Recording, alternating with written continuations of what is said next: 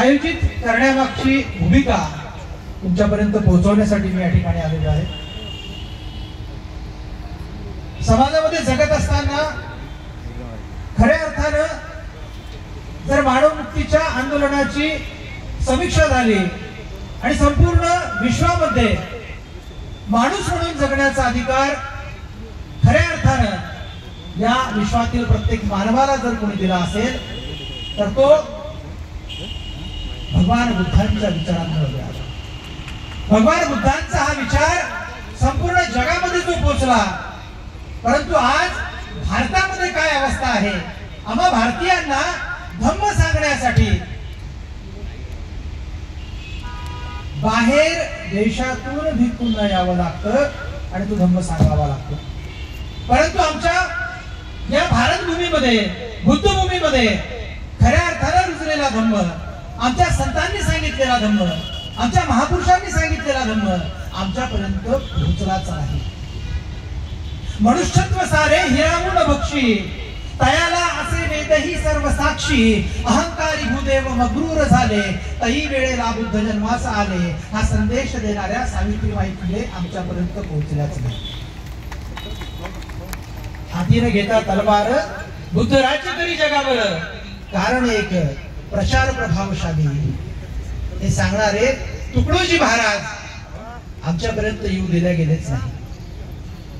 बुद्ध अवतारी आम्ही झालो संत, वर्णावया मात नामा म्हणे, हे नामदेव महाराज आमच्यापर्यंत कीर्तनकारांनी पोहोचवलेच नाही, तर बुद्ध विचार खऱ्या अर्थानं जनसामान्यात पोहोचवणारे जगद्गुरु तुकोबाराया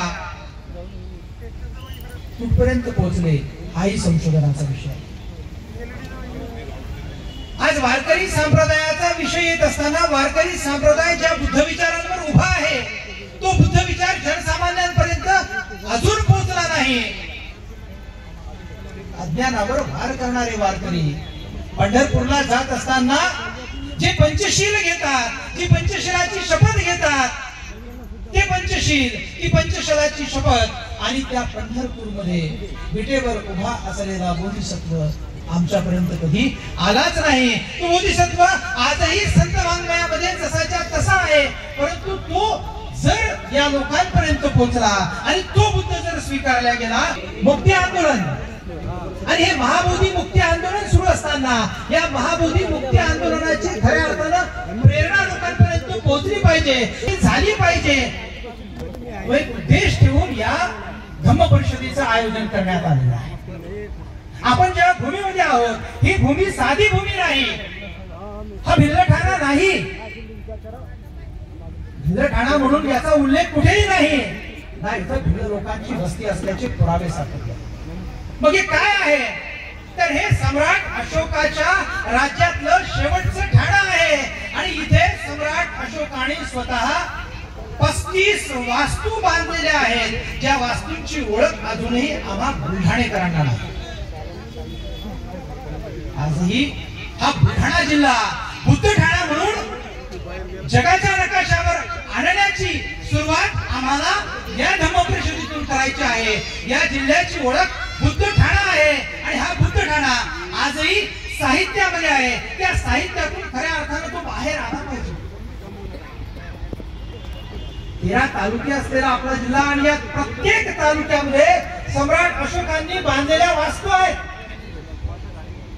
जास्त दूर जायची गरज नाही।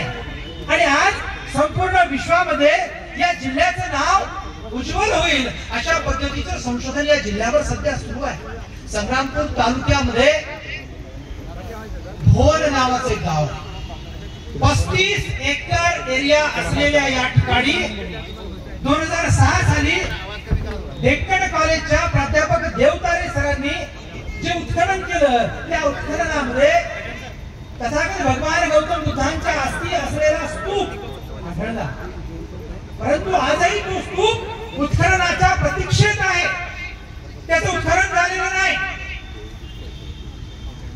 जे 7 ते 8 फुटाचं उत्खनन झालेलं होतं, ते उत्खनन पुन्हा माती टाकून दाबण्यात आलं।